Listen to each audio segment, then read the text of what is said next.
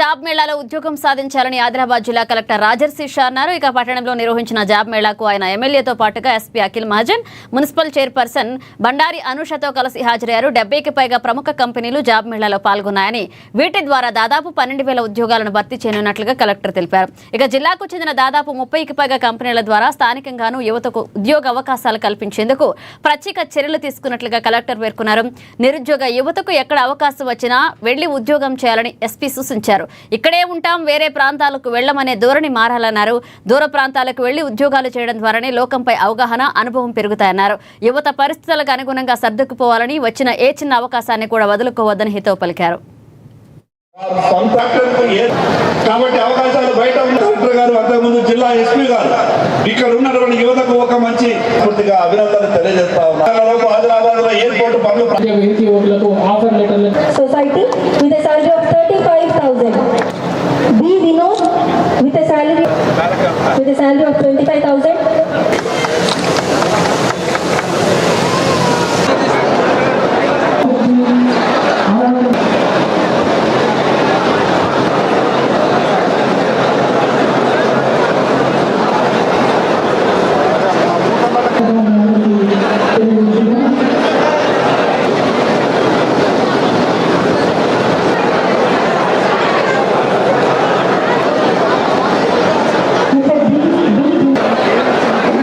Job mela నిర్వహించడం జరిగింది.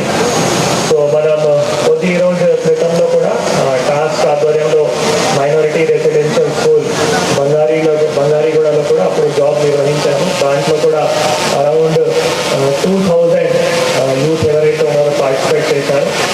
దాంట్లో కూడా మళ్ళీ అరౌండ్ 200 వారికి కూడా జాబ్ లెటర్స్ ఇవ్వడం జరుగుతుంది. ఈరోజు మళ్ళీ మనం ఈ వీక్లో ఈ కార్యక్రమం పెట్టడం జరిగింది.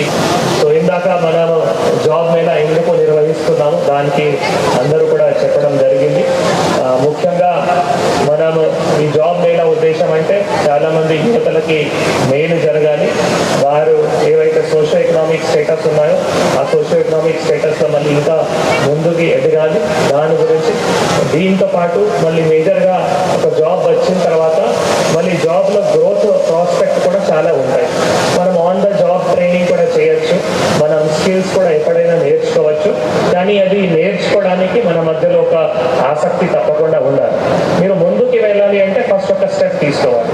లెట్స్ సే ఇప్పుడు ప్రైవేట్ జాబ్ ఒకటి ఈరోజు మీకు వచ్చింది, ఇర్రెస్పెక్టివ్ ఆఫ్ ద శాలరీకి ఇర్రెస్పెక్టివ్గా మనం తప్పకుండా అక్కడ జాయిన్ అవ్వాలి.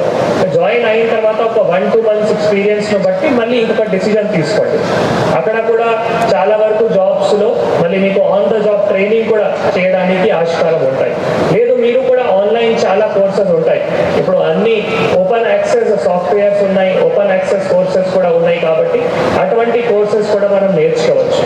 ఆర్టిఫిషియల్ ఇంటెలిజెన్స్ ద్వారా కూడా మనం కోడింగ్ నేర్చుకోవచ్చు. మనం ఏవైతే ఫోటో ఎడిటింగ్ చేయాలో లేదా డిజిటల్ మార్కెటింగ్ చేయాలో అవి కూడా చేయొచ్చు. అంటే there is an opportunity to enhance our skills any time.